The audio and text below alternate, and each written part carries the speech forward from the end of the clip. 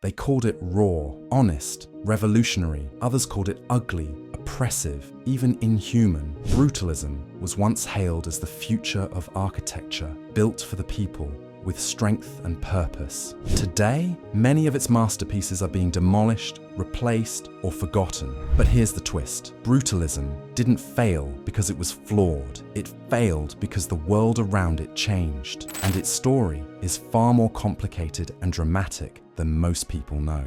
Utopia in concrete. After World War II, cities across Europe were devastated.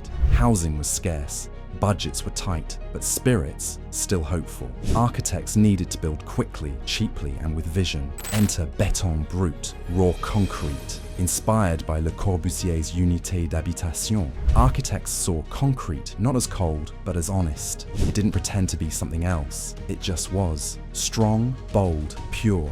And that's what people wanted. A clean break from the past. A better, more equal future. Architects of a new world brutalism wasn't just a style. It was a mission. Architects like the Smithsons in Britain, Paul Rudolph in the US, and even Oscar Niemeyer in Brazil. They weren't trying to create beauty, they were trying to create truth. In Britain, brutalism became the go-to style for social housing.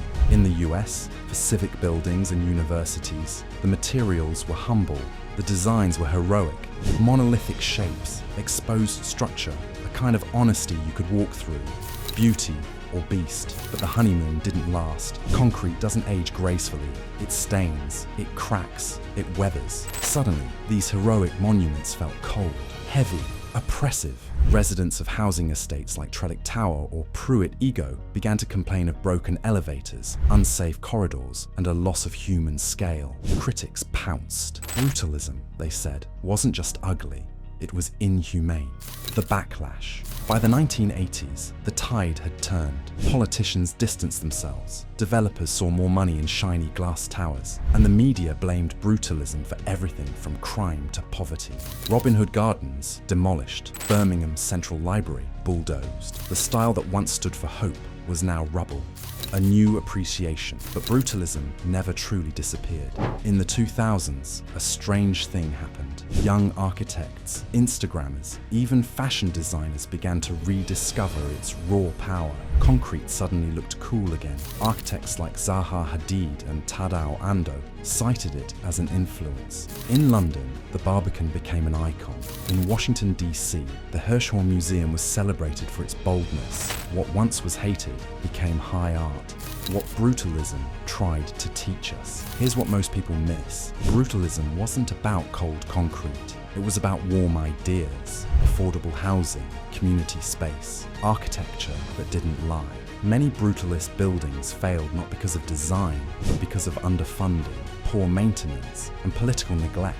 Strip away the decay, and what's left is a bold question. What kind of future were we trying to build?